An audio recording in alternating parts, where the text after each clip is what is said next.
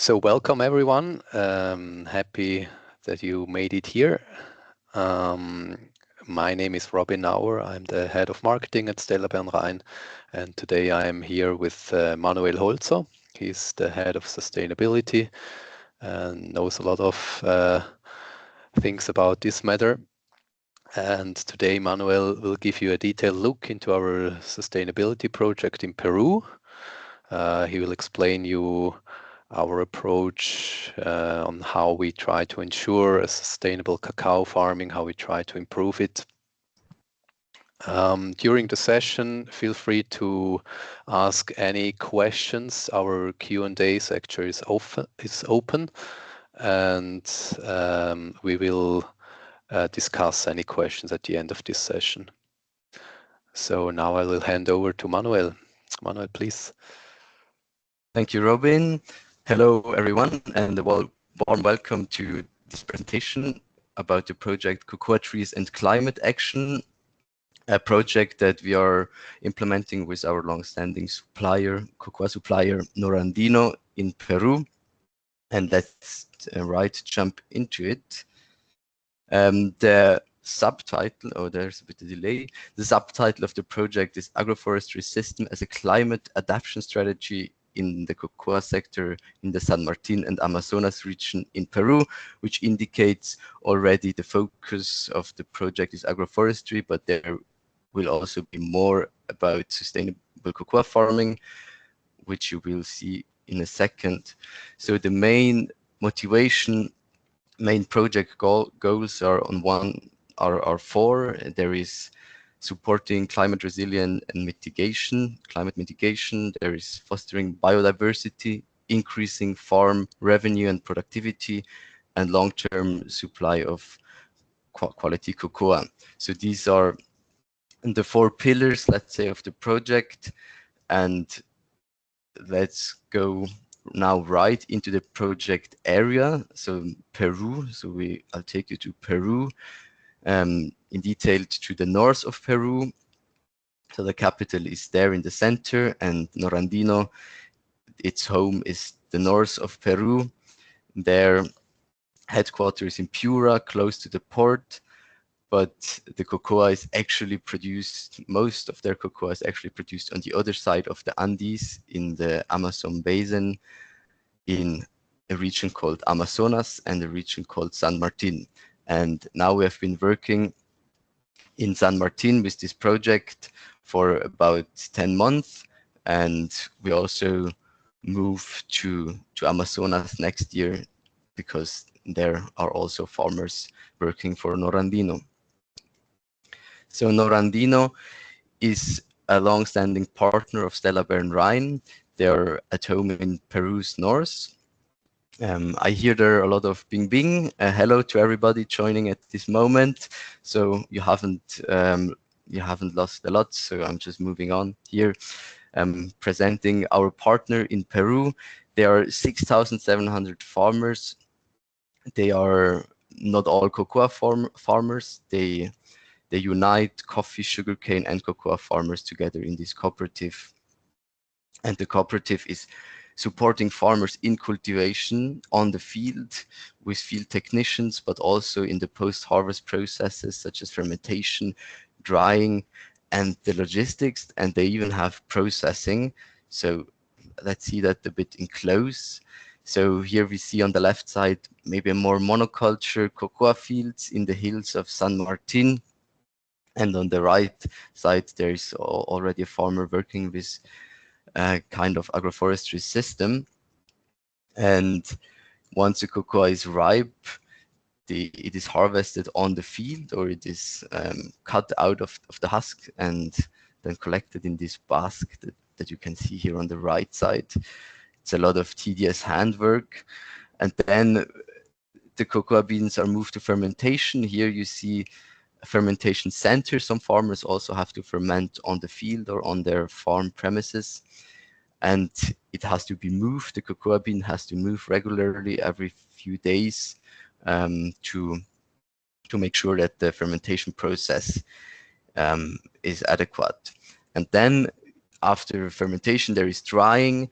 And here again on the left side, that's a cooperative organized drying facility, and on the right side, that's the farmers drying on their own fields. And obviously there's a quality difference, so you have more equality in quality if you have something that you see on the left side compared to the right side. And here, that's in the headquarters in Piura, then already close to the Pacific Ocean, where Norandino a few years ago installed a processing plant. So in the middle, there you see the roasting facility, and then on the left, there's where the cocoa mass is packed in these boxes. Most of the cocoa, however, they still export it in beans, like you see on the right side, but they're aiming to export more and more mass to also have added value in their region. So now I want to jump back a bit into these project goals and explain a bit why we think these project goals are relevant and why we invest in this project.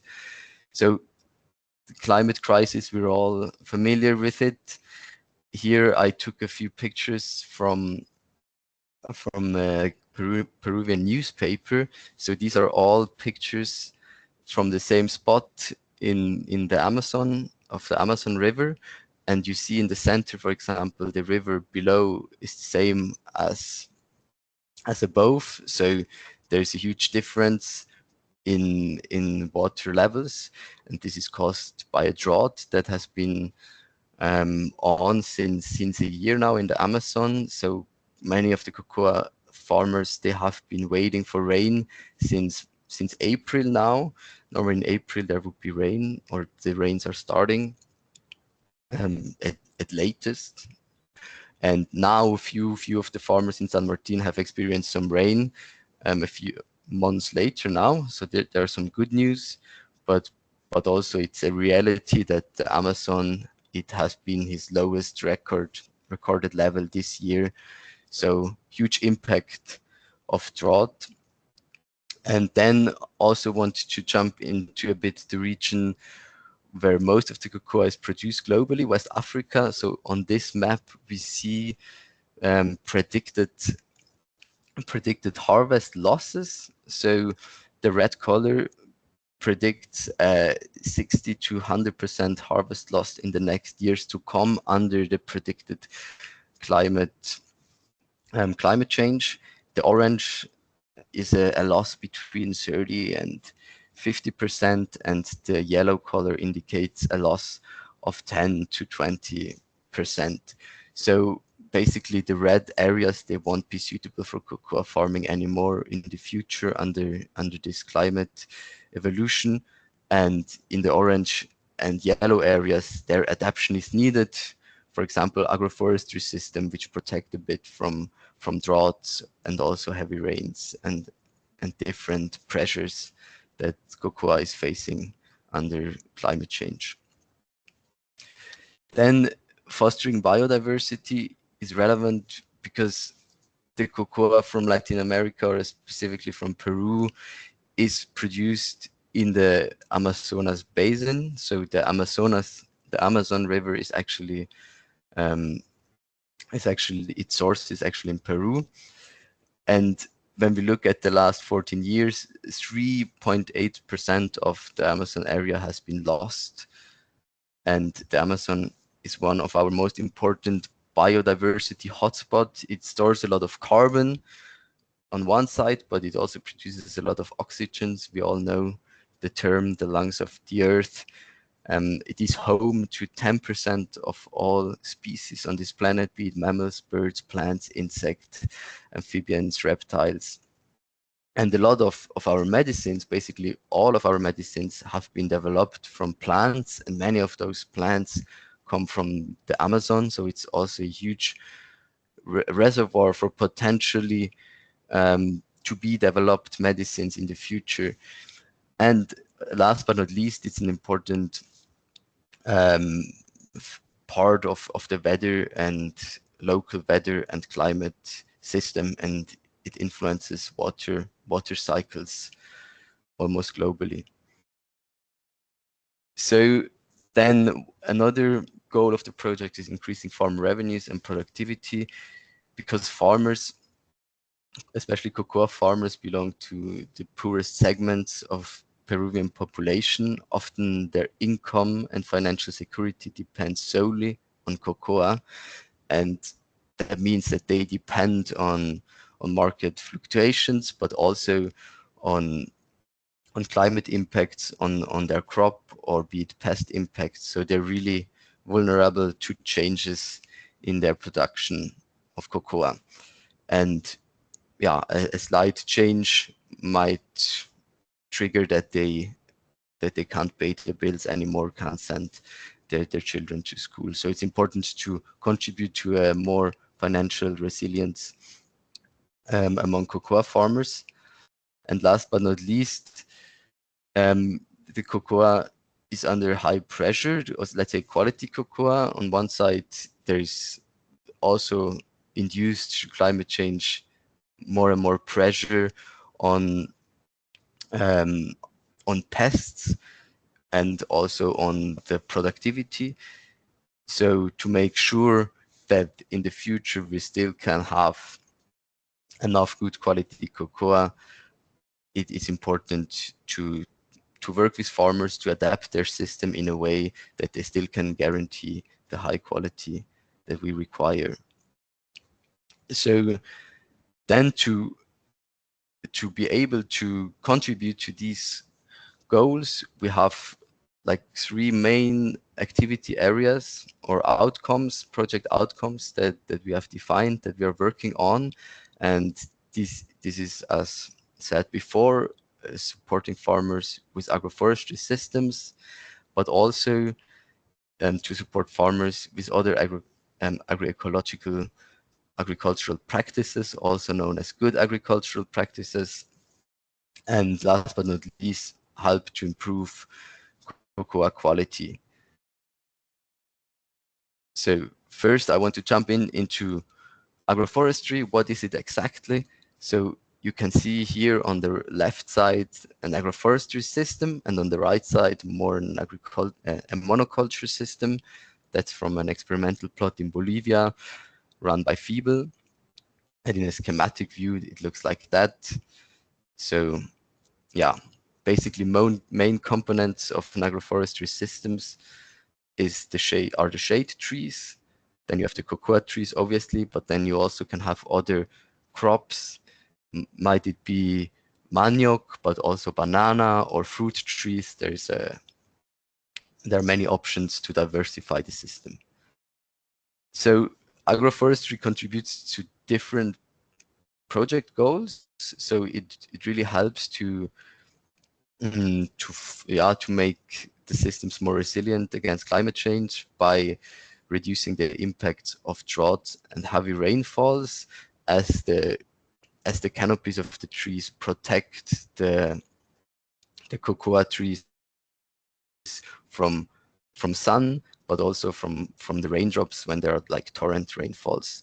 And also it reduces evapotranspiration from the soil, because there is shade over the soil, which also reduces water loss. However, the trees also need water, so you really have to choose wisely, that you choose trees with a deep root architecture, that they take the water from down below, where the cocoa trees are not reaching. And also, if the droughts are getting too intense, there are also the possibility that you have to prune your shade trees to reduce evapotranspiration.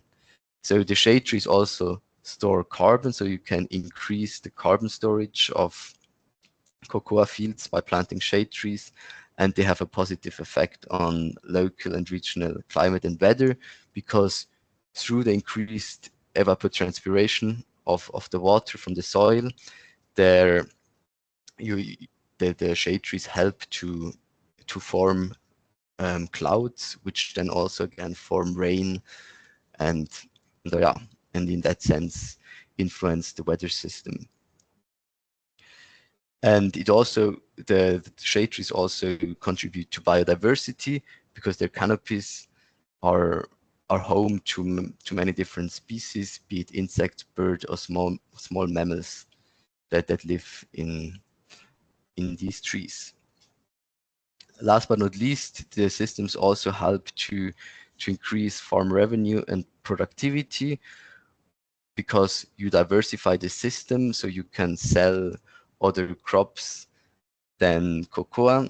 They're mostly meant for the local market, so you have to choose wisely what you plant so you can sell it on the local market. And then once the trees are high enough, they are also used for construction and furniture. So that's also a good revenue, even though that's a bit more a long-term thinking that the farmer needs to adopt, because it takes a few years, obviously. And last but not least, this system is contributing to climate adaptation in a sense that it makes it more resilient and prevents or tries to prevent harvest loss. So, and when it comes to the quality of cocoa, I would say the diversification of such an agroforestry system helps to reduce the pressure of pests, because it might also have predators of pests in the system, and it also it creates kind of a distance between the cocoa plants, so they are like natural barriers, so it's harder for disease to spread in a cocoa field if it's more diverse. So that was about the main focus of the project, and now I want also to show you a bit what we do in terms of agroecological practices, and afterwards improving quality. So here the focus is on composting and fermentation, or fermented fertilizer production, which you can see on the right side. There is the left picture above. There you see a fertilizer production plant where they ferment organic material. So you see on the right side the farmers preparing organic material which is fermented and then can be used as a fertilizer. And we also do trainings on ecological and integrated pest and disease management, but also train farmers actually to select and graft locally adapted varieties. So here below you see farmers that graft like high productivity cocoa trees onto locally adapted cocoa trees, so they can harvest both like the effects of high productivity, but also the effects of robust locally adapted varieties. So, and the third pillar, it's about the cocoa quality, and there we have seen these pictures before. It's basically help the cooperative and the farmers to centralize their fermentation and drying systems, so that farmers don't have to do that on their own on their farm. It on one side reduces workload for them, and it all on the other side increases quality for everybody, and also helps farmers at the end to get a higher price, because they sell a product with higher quality when it's fermented and dried in a centralized process. So that's a bit the overview of the project, and now I want to jump into a few pictures that you have an insight what we have been doing on the ground, how it looks like working with the cooperative in the field. So here we see a workshop. These are farmers taking part in a workshop which is given by another cooperative that has a lot of experience with agroforestry. So they're sharing their knowledge with the Norandino farmers on agroforestry, first here in a more theoretical way, but then also a bit more applied in the field. So here farmers could try out how actually to prune the shade trees, because you have to cut them from time to time, because too much shade is not good neither. So they could learn how to climb trees directly in the field. And we also visited farmers that already have a long experience with agroforestry systems, so that farmers between farmers can learn from each other and from their experiences.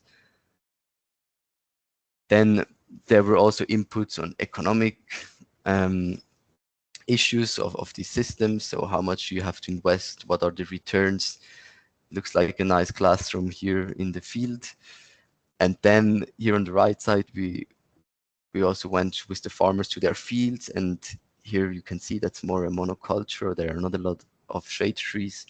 And here with the farmers, we discuss what kind of agroforestry system is makes sense here. So if I say we, basically, I mean that the technical people that is working for Norandino and is part of this project. So they do all this work. I've been just visiting this summer. And also important for the project is the construction of nurseries, tree nurseries, to actually grow the seedlings for the shade trees. And here we see a few farmers that all together have been constructing their tree nursery. And here the Proud group, after also doing a lot of tedious work here, preparing the fine earth for the seedling bags. You can see here the bags here a bit closer. So that's the bags where the seeds are put in to afterwards grow a seedling, here in a close-up. Yeah, and here already, this was 2 weeks ago, the first shade trees have been sprouted and are soon ready to be actually planted in the field. So here just to remember that it's the farmers that make this all possible. They put a lot of work into it and a lot of extra work. Hopefully at the end it's beneficial for them, but they actually have to trust that, yeah, to trust in the project that it's a good thing to do the extra work, to join workshops on their weekends and to plant trees on their fields. And here on the right side, that's the project technician, James Rengifo, and he's doing a lot of great work to advise the farmers. So here it's I would say a short intermezzo. That's the adventurous journey of the cocoa, that some of it maybe is at the end produced in your chocolate, that it has to take, because a lot of the farmers are on the other side of a river, and then the cocoa bags, they are brought by pickups, and then they have to be brought over the river with like kind of a boat which is constructed out of canoas. And sometimes there are also some accidents, as you can see on the right side, where this truck driver didn't manage to get on the boat. So that's just a bit to have an insight for you. What are the conditions where the cocoa is grown and where we also are implementing the project.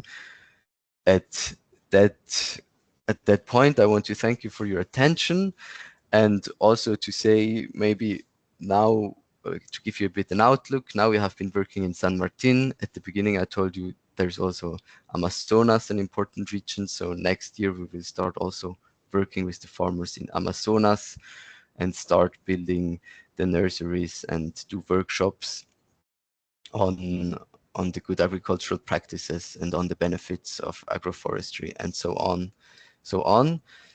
And yeah, I hope you found it interesting. And if you're interested in getting more details about the project, or if you want also to support the project, so the financing of the project is now for 2 years guaranteed, but we as Bernrhein support a lot, and after these 2 years, the project obviously has to, yeah, there are still works that needs to be done, like monitoring or doing follow-up workshops, so to make sure that farmers really understand the concepts behind agroforestry. So if you're interested in supporting the project, get in contact with us. And at this point, I will hand over to Robin again. And thanks. Thank you very much, Manuel, for sharing this important project that we have.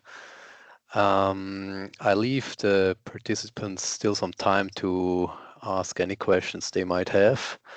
I have one question that is about the financial part of it, Manuel. You have mentioned that we invest quite a lot of time and money in this project. We heard in the beginning it's about 260,000 Swiss francs that this whole project costs. Could you share some information about how it is financed and who is participating in it?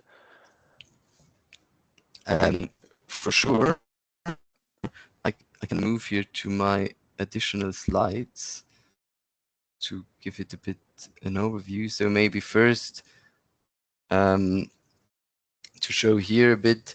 So this is a budget overview from the beginning of the project. So at the end, at the beginning we had a budget of 270,000, sorry, and there are different cost points. A lot of it is personnel, but also the materials that we need for the nurseries, for the drying facility, and so on. So that's about the budget, but we had to reduce it a bit because at the end it is financed by us and also by the SECO, which is the State Secretariat for Economic Affairs, and the Swiss Platform for Sustainable Cocoa. They have like a fund where they support such projects that increase the sustainability of cocoa supply chains for Swiss companies. And so at the moment it's half financed. So most of it, most of this 100,000 that you see there in the middle is from Stella Bernrhein, but it's also Norandino that is paying a bit for it, because it's important that also they pay, because they also have, because it kind of guarantees that they see the relevance of the project, because they also commit a bit to it. There is always a lot more to do. As I said before, we reduced the project budget a bit because we didn't had all the money that we wanted at the beginning. So there is still a lot of room for investments, let's say like that. Exactly, and we already have some organizations that have contributed to it. Thanks very much. And of course, if your organization is interested in contribution to this important project, then feel free to contact us. Okay, and with this, I think we have come to the end of this webinar. Thank you very much again, Manuel. Thanks for your participation. I think we received a good overview of what we are doing and how we are doing it. And of course, we remain available for any questions, any doubts you might have, also outside of the webinar. And yes, this way I want to thank you and goodbye. Goodbye also from my side.